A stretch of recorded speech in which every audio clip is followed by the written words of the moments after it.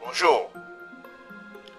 Parce que nous pensons que la construction des ouvrages pérennes est une question sérieuse, nous vous invitons à nous consacrer quelques minutes de votre temps pour assister comme si vous y étiez à un test de caractérisation d'acier d'armature du béton.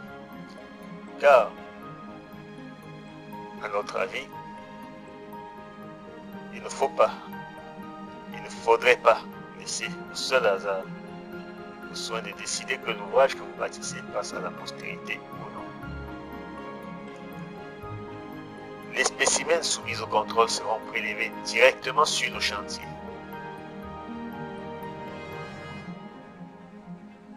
Vérifiés avant leur mise en œuvre. Voici le test. Regardez.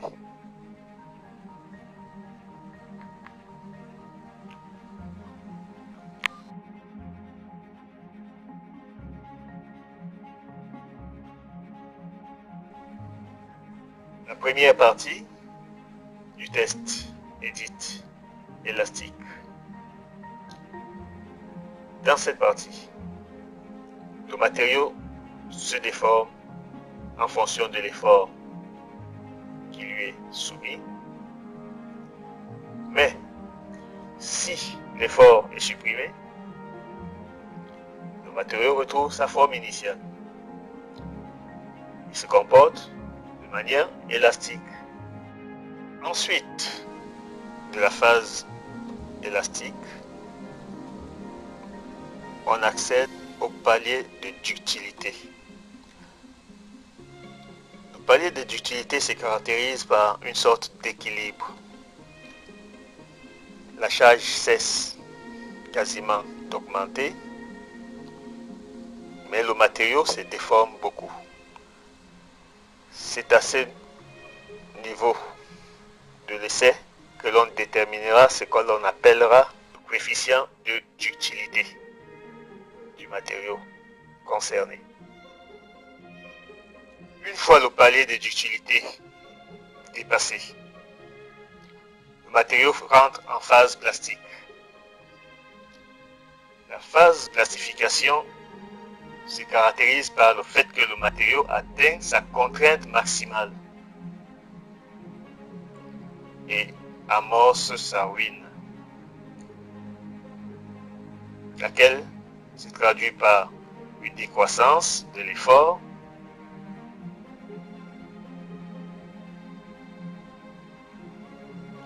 une inversion de la courbe.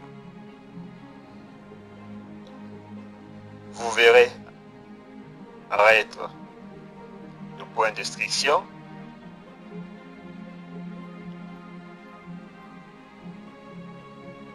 qui grandira avec l'effort qui pourtant décroît, ce qui explique l'état de ruine du matériau, lequel est irréversible. On pourrait presque dire que une plume d'oiseau précipitera à la ruine structure dans cet état.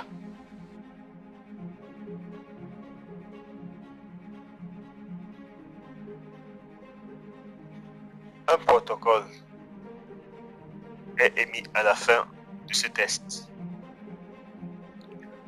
Dessus, vous pourrez lire la charge maximale atteinte, la contrainte maximale,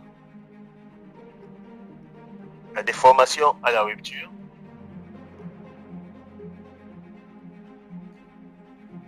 la contrainte élastique haute et basse dont la moyenne sera la caractéristique mécanique du spécimen concerné, et pour finir,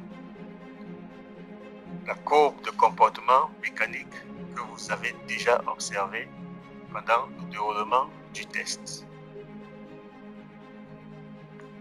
Nous espérons que vous avez apprécié cette courte présentation et qu'à l'avenir, vous ne mettrez pas, ou plus du tout, en œuvre vos matériaux, notamment les acides armatures du béton, pour ce qui nous concerne, sans les avoir au préalable soumis à un contrôle de qualité. L'importance d'un tel contrôle n'est plus à démontrer.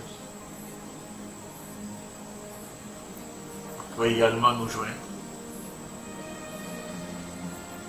Merci.